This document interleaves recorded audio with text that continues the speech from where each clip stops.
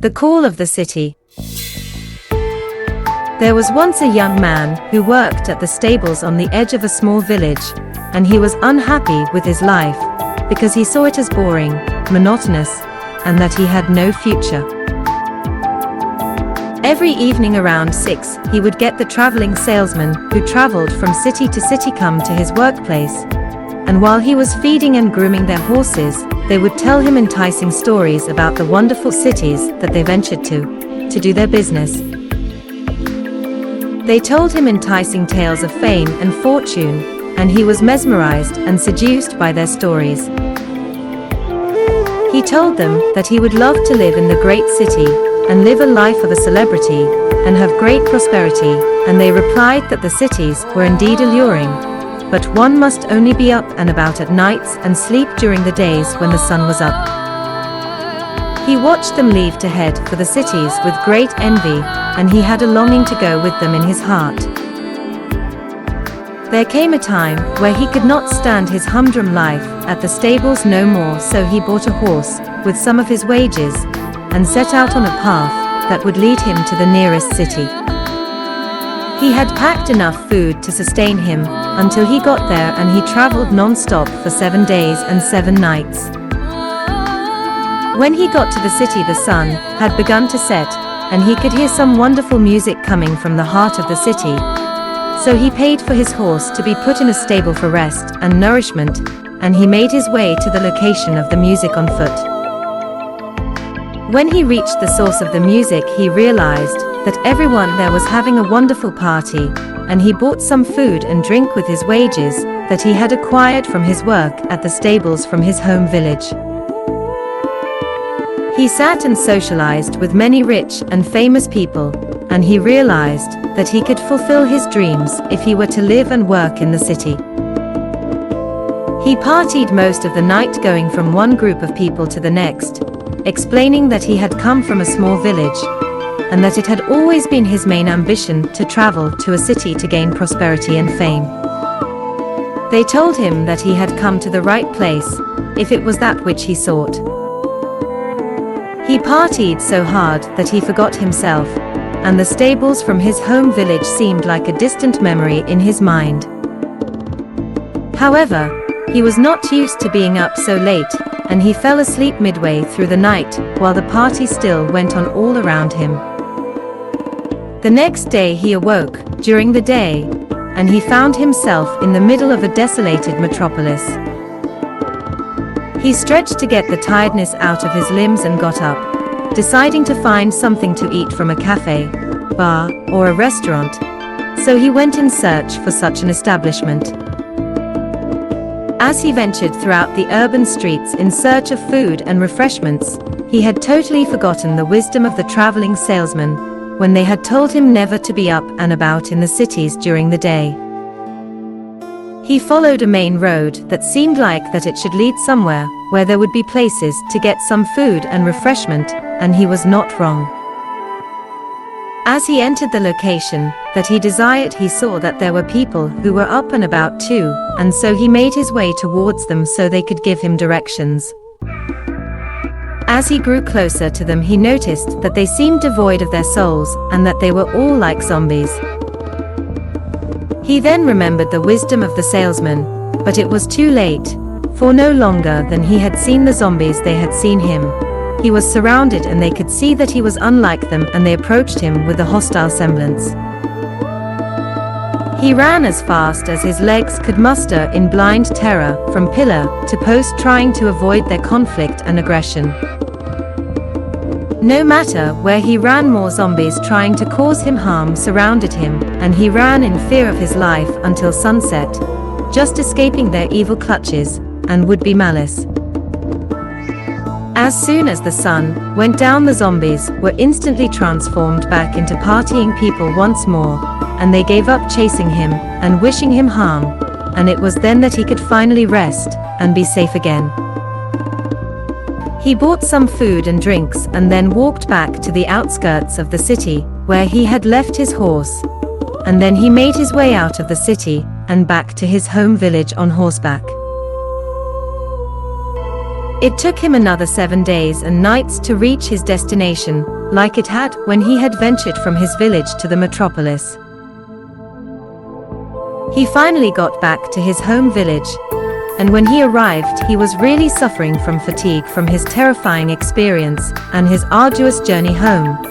So he had some food, rest and shelter. Then, to his pleasant surprise, he found that his job at the stables was still not taken. So he applied for it and they re-employed him, not for loyalty, but for all his years of experience. As the years rolled by, he would attend to the traveling salesmen and listen to their tall tales of the city while he fed and groomed their horses, and he would watch them fade into the distance as they made their way there. But the fire in his heart for fame and fortune had been extinguished by the true reality of his adventure in the great city. Eventually, he settled down and found a soulmate, and he took her for his wife. He bought a house in the village and went on to raise a family, and they all lived happily ever after. The Golden Giant. Once upon a time, within a far-off land, there was a giant, and he was the last of his kind. One day, because he had eaten all that there was to eat in his now barren land, he was forced to cross the mighty desert to seek out some food. When he got to the other side, he came upon a village full of people that were much smaller than him, and he could see plainly that they had an abundance of provisions. So, the giant decided to paint his skin with gold paint and fool the villagers into thinking that he was a god so as he could reap from their harvests and supplies. The people of the village shook with terror and awe as they saw him approach. The giant told all the people of the village to gather around and stand before him. They did as they were told in fear of what he might do to them if they did not comply, and as they all stood silently awaiting his next demand, he told them that he was the mighty god, Athel. He walked over to their sacred icon, and he smashed it with one powerful blow with his almighty sword, and then the people of the village fell to the ground and began to worship him at his feet.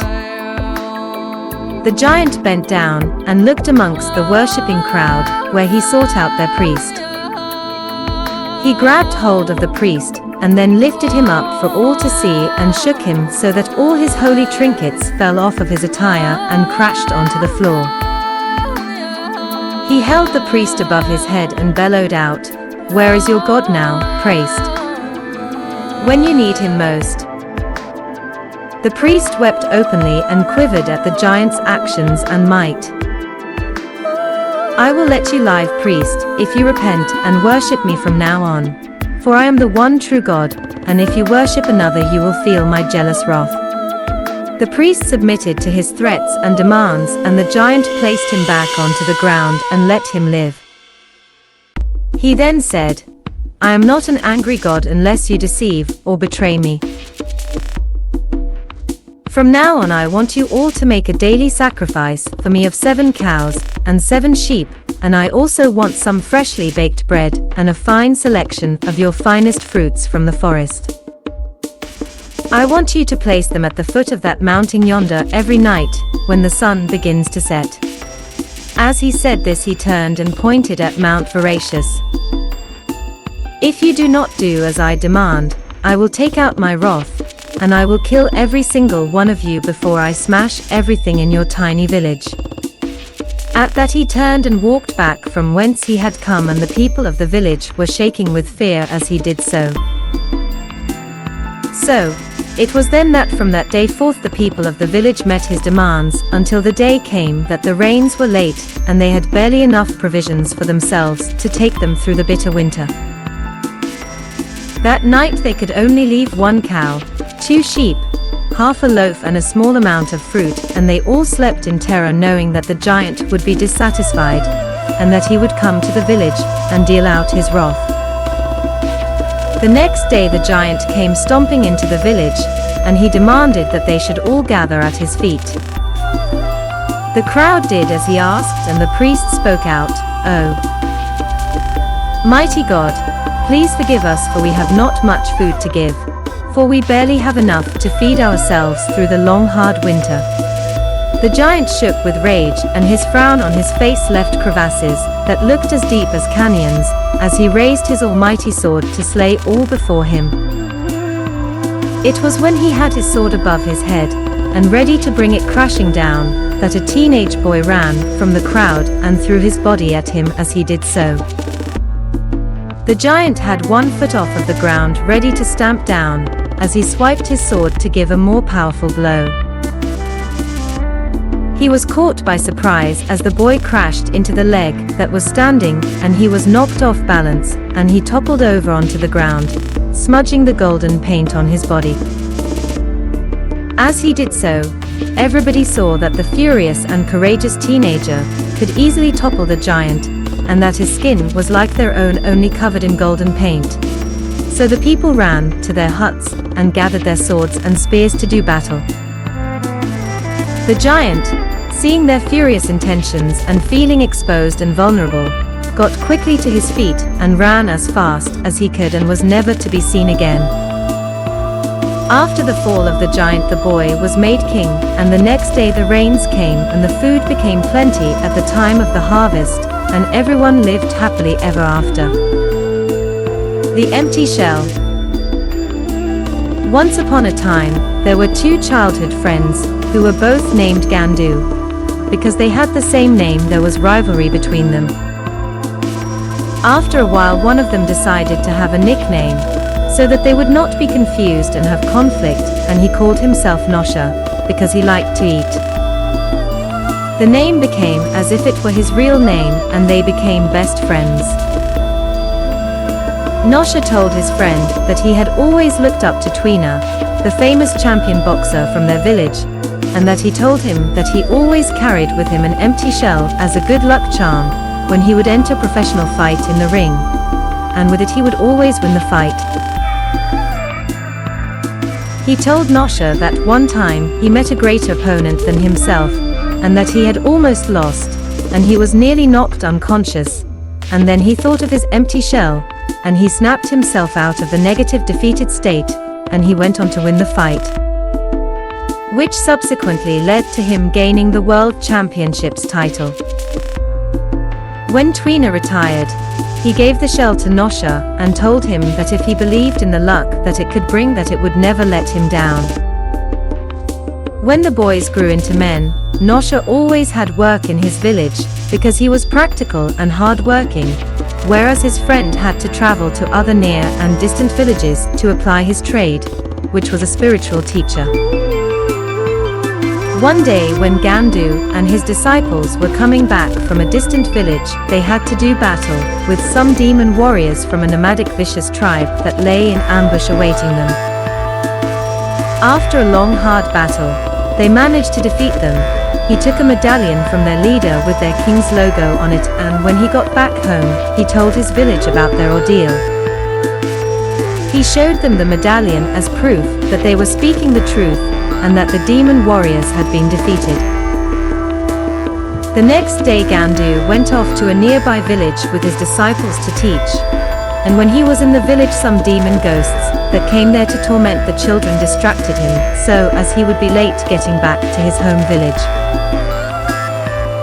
They could not harm the children, they just put fear into them with vicious tall stories where evil would overthrow good. Gandu, who remembered the wisdom of the empty shell, told the children that if they believed in themselves, had courage, and knew that good was always the victor over evil, that the ghosts would be defeated. He was not wrong, and the ghosts gave up. While all this was going on, his home village was surrounded and was put under siege by the rest of the demon warriors from the nomadic tribe, and they spread rumors that the spiritual warrior had been killed, so they may as well give in and let the demons have their village. All the warriors of the village were ready to surrender without a fight. However, the spirit of the boxer came down from the light, and he told Nosha that his friend was okay, and that he should escape the encirclement and go and get his friend for help and encouragement. He managed to do this with a little help from the spirit of the boxer, and he set off to find his friend and bring him back before his village was sacked. When he arrived at the place where his friend was, he told him of their home village's problem, and Gandu told him of the demon ghost attack on the children. They both realized that the demon warriors had sent the ghosts as a distraction to keep him away so they could spread the propaganda and sack the village without a fight. Both of the friends and the disciples gathered arms and they frantically got back home.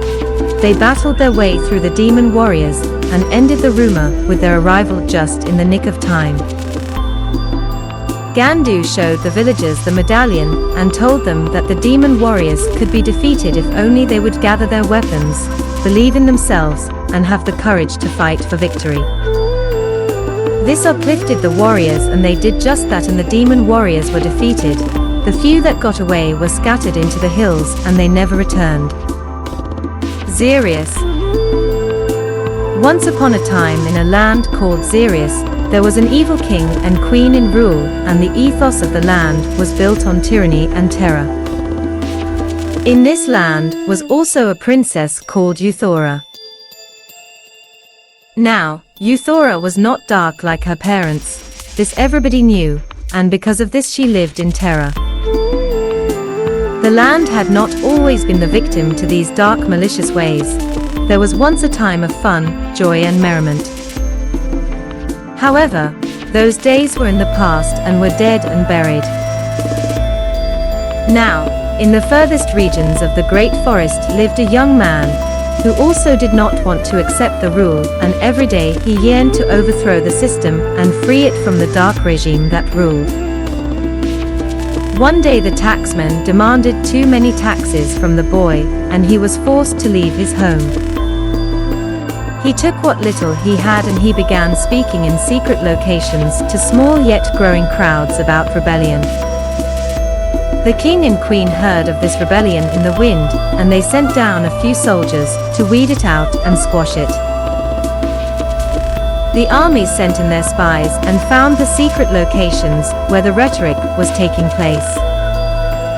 On the next meeting, they sent in the troops and nearly killed all the rebellious citizens. The soldiers had left after the attack thinking that they had quashed the rebellion, and had promptly told this to the king and queen, who were pleased by the news. However, they did not manage to get the boy, and it was in the aftermath of the attack that Oren, that being the boy's name, began a fight for the good. It was not long after the brutal attack that he began gathering troops that would eventually overthrow the system. As time went by, the army, which it had now become, began to grow, and it grew so big that the king and queen eventually heard of it once more. So, they killed all the original soldiers, because of the blunder, and sent in fresh troops to stamp out the rebellion. When the soldiers got there, they did not meet with a passive, easy-to-slaughter crowd, like those before them. This group was an army, and they did not just lay down and die. They fought back for their freedom, and the royal army failed. The king and queen heard of this and they sent an even bigger army. However, the rebellious crowd had now developed into a ferocious army, and they won the next battle too. It was then that they decided to march onto the ruling city to take away its power. The ruling royals laid the path at strategic points with soldiers in the hope of returning things back to normal. But again they failed, and eventually the rebellious army reached the main city gates. They demanded that the king and queen gave the power over to the people, otherwise they would take the city by force. Then, the battle began as the ruling royals refused to give in. It lasted 7 days and nights until it eventually fell. When the royals finally lost, the knight became king, and he married the princess and ruled over the land with love, compassion, respect, peace and happiness that brought a joyous harmony to the whole kingdom. Everybody lived happily ever after. Julio. Once upon a time in the merry village of Howler, they held a costume competition, so they could find a king to rule over them, for although they were equally rich and happy, they felt that their village needed order.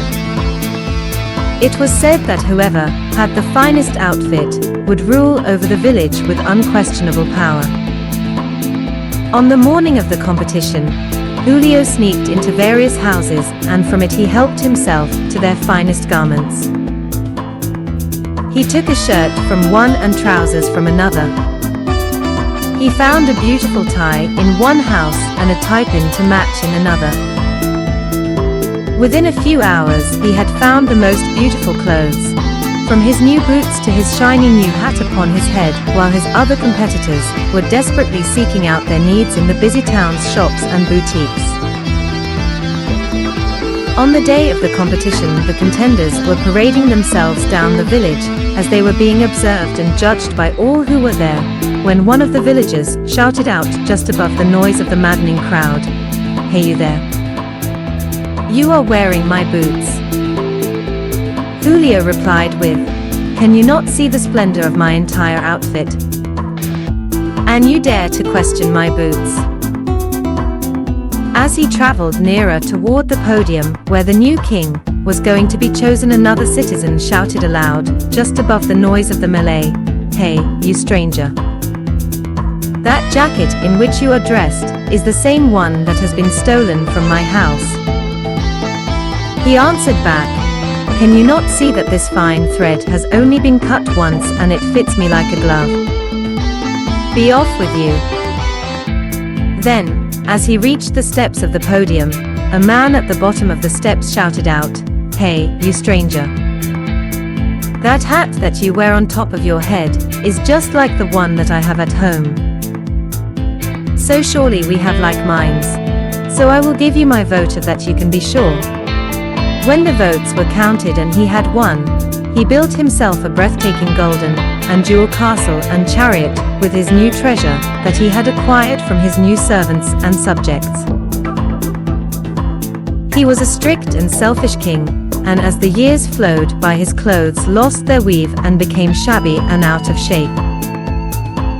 As it was his attire that gave him the right to rule, the people forced him to stand down and give the wealth and the power back to the people of the village once more. After he had been banished from their village, they all agreed that democracy, harmony, pleasure, common courtesy, mutual respect and happiness are the catalyst for order, not the clothes that one wears. The Tale of Two Cities. Once upon a time in an ancient land there was a beautiful city. In the city there were songs of love, and food and wine were plenty.